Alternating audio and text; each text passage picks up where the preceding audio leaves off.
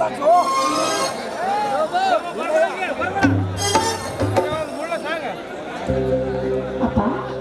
ಬಾಪ ಹೀಗೆ ಇದ್ದೆ ಹೊರಗೆ ಬರುತ್ತಾ ನಿನಗೆ ಒಳಗಡೆ ಸ್ವೀಟ್ ಕೊಡುತ್ತೇನೆ. ಏಕಮ್ಮ ಅಲ್ಲಿ ಉತ್ಸವ ಜಾಗದಲ್ಲಿ ನಡೀತವಲ್ಲ ಚೀಡಿಯಪ್ಪ ಇತ್ತ ಬಾಪ ಅನ್ಸಿತ್ತು ಇದು ತೆಗೆದುಕೋಪ್ಪ ಇದ್ರಲ್ಲಿ ಏನು ವಿಷಯ ಅಂತ ಸ್ವಲ್ಪ ಬಿಚ್ಚಿ ನೋಡಪ್ಪ.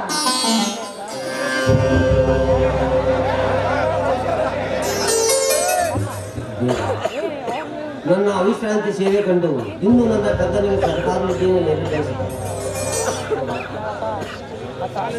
ಮತ್ತು ಆ ಶಾಲೆಯ ಅಷ್ಟೇ ಅಲ್ಲಪ್ಪ ಅಂದಾಗೆ ಈ ಲೇಟ್ರು ಆನಂದ ಕೈಗೆ ಸಿಕ್ಕಿತ್ತು. ಆದಷ್ಟು ಬೇಗ ಊಟ ಮಾಡಿದ್ರೆ ಕೂಡ ಈ ವಿಷಯ ಟೇಸ್ಟ್ ಹೋಗಿ ತಿಳಿಸ್ತೆ ಅಂತ ಹೇಳಿ ಹೋಗಿದ್ದಾರೆ. ಈ ವಿಷಯ ಗೊತ್ತಿಲ್ಲವೇನಮ್ಮ? ಗೊತ್ತಾಯ್ತಪ್ಪ, ಅದಕ್ಕೋಸ್ಕರ ಊಟ ಮಾಡಿದ್ರೆ ಓಡಿ ಅವ್ರ ಹತ್ರ ಹೋಗಿ ಭೇಟಿ ಅಂತ ಹೇಳಿ ಹೋಗಿದ್ದಾರೆ.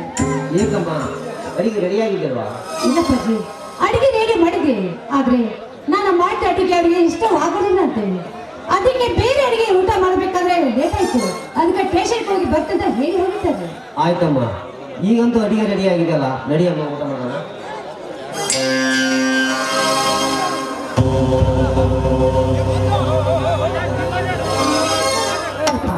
ಎಷ್ಟು ಚೆನ್ನಾಗಿದೆ ರಾತ್ರಿ ಅಂದ ಹಾಗೆ ಗೌಡ ಬಳಿ ಹೋಗಿ ಬರ್ತಂತ ಹೇಳಿಲ್ಲ, ಆ ವಿಷಯ ಏನಾಯ್ತಪ್ಪ?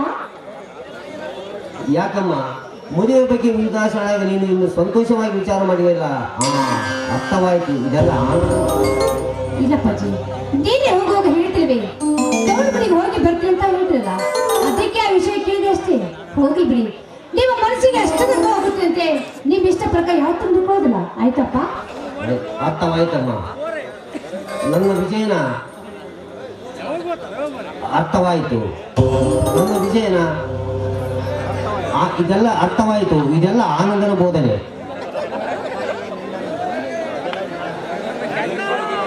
ಅದಕ್ಕಾಗಿ ನಿನ್ನನ್ನು ಮದುವೆ ಒಪ್ಪಿಸಲು ಆನಂದನಿಗೆ ಹೇಳಿದ್ದು.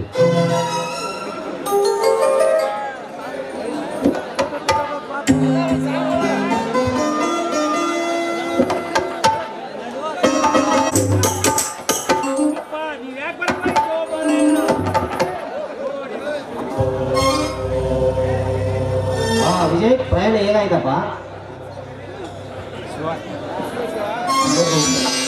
ಕರ್ತವ್ಯ ನಿಷ್ಠನಾಗಿ ಎತ್ತವರಿಗೆ ಕೀರ್ತಿರ್ತಾರೆ ಕಷ್ಟವಾಗೋಣ. ವಿಜಯ್,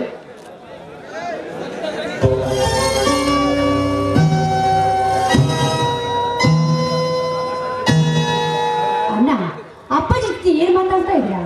ಇಂದು ರಕ್ಷಾ ಬಂಧನ ಅಲ್ವೇ? ಈ ರಕ್ಷಾ ಬಂಧನ ಏನು ಅಲ್ಲಿಗೆ ಬರ್ತದೆ ಇದೇನ? ನಿಮ್ಮಿಬ್ಬರಿಗೂ ರಾಗಿ ಕಟ್ಟುತ್ತದೆ.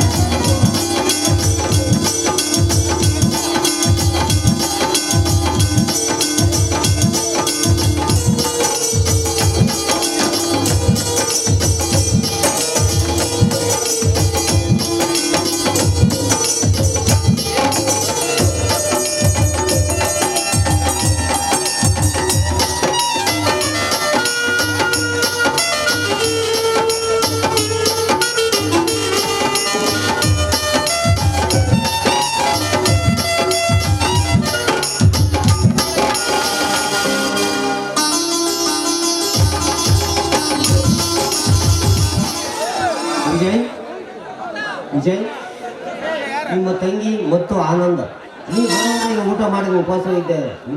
ಬಹುಶಃ ಅವರಿಗೆ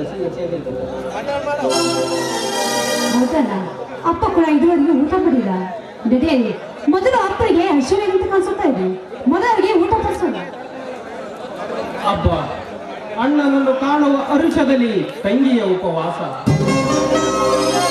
ಮಗನ ಆಗಮನದ ಆನಂದದಲ್ಲಿ ತಂದೆಯ ಉಪವಾಸ, ಆತ್ಮೀಯನ ಸ್ವಾಗತಕ್ಕಾಗಿ ಸ್ನೇಹಿತನ ಉಪವಾಸ, ನಿಮ್ಮೆಲ್ಲರನ್ನ ಕಾಣಬೇಕೆಂಬ ಹರುಷದಲ್ಲಿ ನಾನು ಉಪವಾಸ.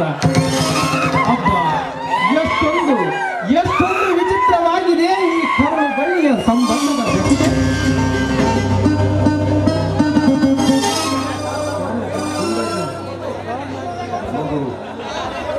ದೇವದೃಷ್ಟಿಯಲ್ಲಿ ಅತಿ ಮಧುರವಾದದ್ದು ಸಂಸಾರದ ಒಟ್ಟು ಇದೇ ಆನಂದಮಯ ಸಂಸಾರದ ನೋಟ.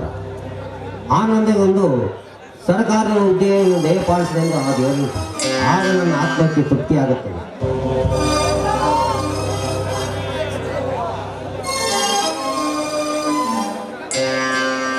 ಪ್ರತ್ಯಕ್ಷ ದೇವರಾದ ತಮ್ಮ ಆಶೀರ್ವಾದ ಪರೋಕ್ಷವಾದ ಪರಮೇಶ್ವರನ ಆಶೀರ್ವಾದಕ್ಕಿಂತ ಪ್ರಬಲವಾದ ಸರ್. ಆನಂದ್ ಮಾತಿಗೂ ಸರ್ ಎಂದು ನನ್ನ ಶ್ರೇಷ್ಠತೆ ಶಿಖರಕ್ಕೆ ಮೀರಿಸಬೇಡ. ಏನು ಹಾಗೆ ನೀನು ನನ್ನ ಹೊಟ್ಟೆಯ ಮಗನೆಂದು ತಿಳಿದು ಜೋಪಾನ ಮಾಡಿದ್ದೇನೆ. ನೀನು ಅಪ್ಪ ಎಂದು ಕರೆ ನಾನು ತೃಪ್ತಿಪಡಿಸಪ್ಪ. ತೃಪ್ತಿಯ ಮಾದೃಶ್ಯದಲ್ಲಿ ನನಗೂ ಒಂದು ಪಾಲು ಕೊಟ್ಟದಕ್ಕೆ ಧನ್ಯವಾದ ಅಪ್ಪಾಜಿ, ಧನ್ಯನಾದೆ.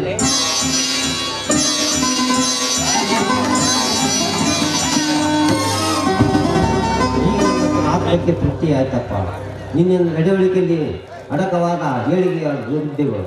ವಿಜಯ್, ಹೌದಪ್ಪಾಜಿ, ನಾಳೆ ಬೆಳಿಗ್ಗೆ ಶ್ರೀ ಸುಗುರೇಶ್ವರರ ದೇವಸ್ಥಾನಕ್ಕೆ ಹೋಗಿ ಆ ಜಗದೀಶನ ಆಶೀರ್ವಾದ ಪಡೆದುಕೊಂಡು ನಾಳೆಯಿಂದಲೇ ಕರ್ತವ್ಯ ಪ್ರಾರಂಭಿಸುತ್ತೇನೆ. ವಿಜಯ್, ರೋಗಿಯ ಸೇವೆ ದೇವರ ಸೇವೆ ಎಂದು ತಿಳಿದು ದೀನ ದಲಿತರನ್ನು ರಕ್ಷಣೆ ಮಾಡಿ ನಿನ್ನ ಪ್ರಗತಿ ಶಿಖರವನ್ನು ತಲುಪಲೇಬೇಕು ನೋಡು.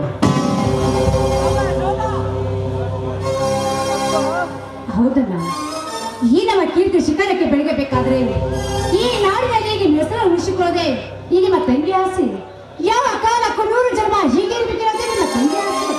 ಅದಕ್ಕಾಗಿ ಹೇಳಿಲ್ಲವೇನಮ್ಮ, ವ್ಯಕ್ತಿತ್ವದ ಬೆಳವಣಿಗೆಯಲ್ಲಿ ಕೌಟುಂಬಿಕ ಪಾತ್ರ ಪ್ರಮುಖವಾದದ್ದು ಎಂದು.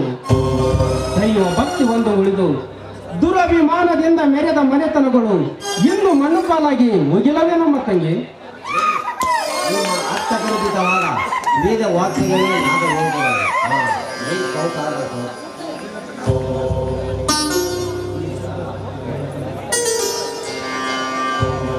ಈ ಶುದ್ಧ ಶ್ರುತಿಗೆ ತಮ್ಮ ಆ ಮಾರ್ಗದರ್ಶನ ಅಪ್ಪಾಜಿ. ನೀವು ಹೇಳಿಕೊಟ್ಟ ಪಾಠ ಆದರ್ಶ ಪೀಠ ಅಪ್ಪಾಜಿ, ಆದರ್ಶ ಪೀಠ. ಮಗು ಮಾನವ ದೃಷ್ಟಿಯಲ್ಲಿ ಆದರ್ಶ ಎನಿಸಿಕೊಂಡಿರಬೇಕು ಹೊರತು ನಡೆ ನುಡಿ ರೀತಿಯಲ್ಲಿ ಹೊಂದಾಣಿಕೆ ಇರಬೇಕೆಂದು ನಾನು ಸಾಕಷ್ಟು ಅನುಭವಿಸಿದ್ದೇನೆ. ವಿಜಯ್, ಇನ್ನೊಂದು ವಿಷಯ. ಏನು ಅಪ್ಪಾಜಿ? ನಿಮ್ಮ ತಂಗಿ ಶಶಿರೇಖಳನ್ನು ರುದ್ರಗೌಡರು ಆಗಿ ಕೇಳಿದ್ದಾರೆ. ಅಪ್ಪಾಜಿ, ಇಂಥ ಒಳ್ಳೆಯ ಸಂಬಂಧವು ನಮ್ಮನ್ನು ಹುಡುಕಿಕೊಂಡು ಬಂದಿದೆ ಎಂದಾಗ ನಿಜವಾಗ್ಲೂ ನಮ್ಮ ತಂಗಿಯು ತುಂಬಾನೇ ಅದೃಷ್ಟವಂತಳಪ್ಪ. ಅಂದಾಗೆ ನೀನು ಅವರ ಸೊಸೆ ಶಶಿರೇಖಳನ್ನು ಮದುವೆ ಆಗಲು ಒಪ್ಪಿಕೊಳ್ಳುತ್ತಾರೆ. ಅಪ್ಪ, ನನಗೇನಪ್ಪ ಇಷ್ಟು ಬೇಗನೆ ಮದುವೆ?